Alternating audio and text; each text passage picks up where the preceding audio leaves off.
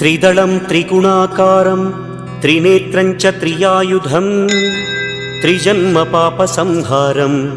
एकबिल्वं शिवार्पणम् त्रिशाखैः बिल्वपत्रैश्च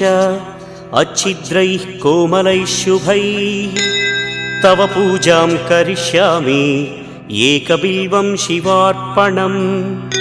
कोटिकन्या महादानं तिलपर्वतकोटयः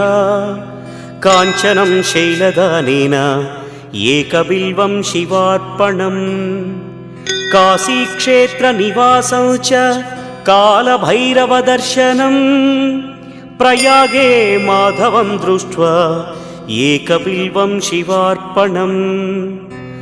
इन्दुवारे व्रतं स्थित्वा निराहारो महेश्वर नक्तं हौष्यामि देवेश एकबिल्वं